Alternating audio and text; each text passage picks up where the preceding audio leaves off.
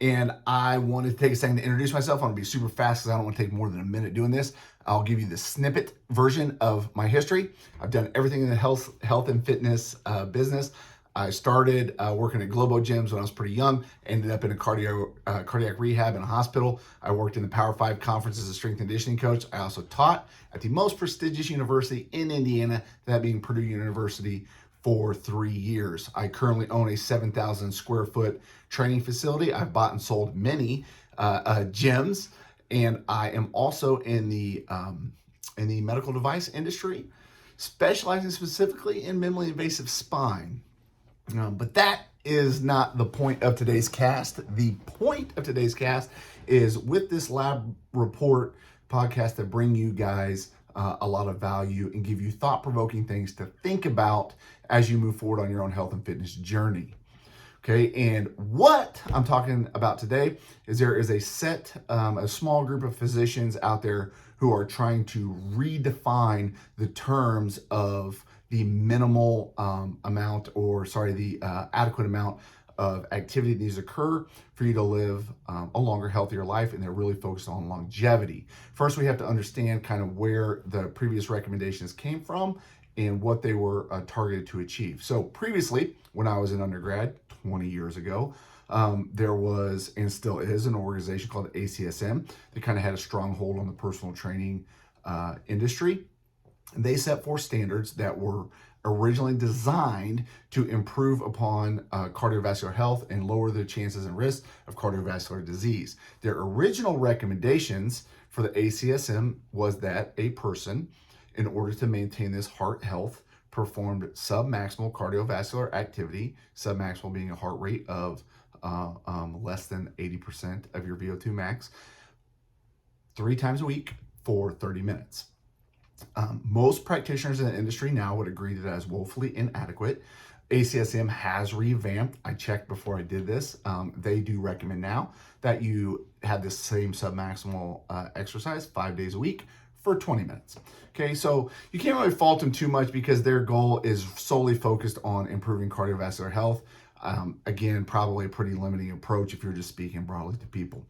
The group of physicians that I'm most interested in are ones that are really diving into the complex nature of what is longevity, what's quality of life, and how do we get there, how do we maintain it.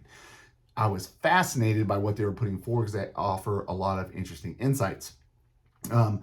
Their recommendations are that you have 3 times a week of this steady state conditioning that the ACSM recommends, but they want you to do it for 60 minutes 3 times a week.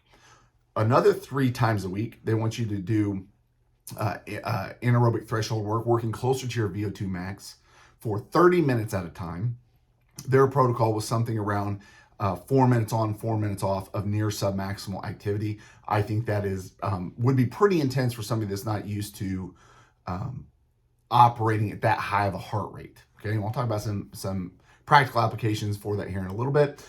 They also noted that grip strength seems to be a measure of vitality. I myself, along with a DPT friend of mine that I always hunt with, have talked about this on hunting trips, that grip strength appears to me to be a strong indicator at the end of your life. Okay, from a biological standpoint, it makes sense. You can no longer feed yourself, get your food to your mouth. But as I watched my grandparents age and get near the end of their life, I noticed them dropping things quite a bit. So they walk across the living room, they drop a cup of coffee, and you can just kind of see that grip strength and muscularity is a sign of vitality. Their recommendations for evaluating musculature and grip strength is that you can do farmer's carries for 2 minutes with half of your body weight in each hand. For a guy like me, I'm 240 pounds. That's 120 pound dumbbells in each hand, walking around. That's pretty tough. They also recommend doing and training your grip with hanging versions, right? Hanging from a pull-up bar and things of that nature. So by their standards, I'm probably behind. By their cardiovascular standards, I'm probably behind.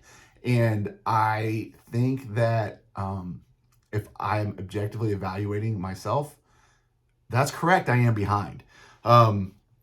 The points that they were making with the longevity piece is there's so much more to it than cardiovascular conditioning. They were using VO2 max as an indicator of heart health, which is why they were recommending the intensity intervals for 30 minutes, an additional 3 times a week, on top of the quote unquote base building work 3 times a week. And the reason being is that if you are a deconditioned person, you can roughly manipulate your VO2 max by 17% a year. Just like anything else, as you get farther towards the end of elite performance, it's harder to see those kinds of statistically relevant changes.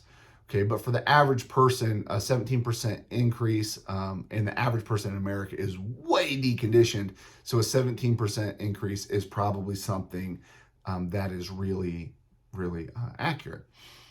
All in all, the ones that are advocating for this, which I do love where their heads at with it, are suggesting that you should spend 10 to 12 hours a week exercising on physical fitness, exercising 6-7 days a week in some form, some capacity. You could do those recovery cardiovascular sessions on one days, and the methodologies and the programming, those things is basically second nature. Because the thing that's most important is you're actually putting in this totality of work, and then you learn how to fine tune it. Okay, there in what I was reading this morning, they didn't mention diet a ton. I always am and have no like preferred form of diet, right? Other than like pick the plan that you want. I'm agnostic. Like if you want to do a keto thing, do a keto thing. You want to do a macro thing, do a macro thing. It doesn't matter. Just get yourself at a healthy body fat percentage, and how do you feel great doing it, those sort of things. And I think that they were intentionally not discussing diet. In the data that they looked at, they had a meta-analysis that had 120,000 participants in it. That, to me, just from a researcher standpoint, from my previous experience, they had to take some liberties because there's I think it'd be difficult to get that many participants and adherence from all the practitioners, all the data collectors across the board. So some room for interpretation there, but I think the general idea is that we get these 10 to 12 hours of physical fitness a week. That's probably going to lead to greater longevity, greater mental health, and things of that nature. What's interesting is that we know that we have a ton of knowledge about what we're supposed to do. We know really how to eat healthy. We know how to exercise. We could even know that we need 10 to 12 hours of exercise, but are we going to do it? And when I say we, I'm talking about the human race, specifically Americans. And so what can we do as practitioners to bridge the gap from the knowledge and knowing to the practicality and the application of getting these things done? Okay, so I will just anecdotally speak of myself. For me, lifting, doing the grip stuff and the training is not going to be hard at all because I like that, right? And I have some gyms. I belong to some gyms. I got a gym in my house. I have all those resources available to me right then, right there. Not everybody has that. I also am a jiu-jitsu practitioner, which is why my ears stick out, look kind of funny. But when I think of that in terms of cardiovascular capacity and conditioning, could I do that high intensity interval training 3 times a week in a jiu-jitsu manner? Yes, I would need to be rolling competition rounds and then taking a little bit different round rest, those sort of things.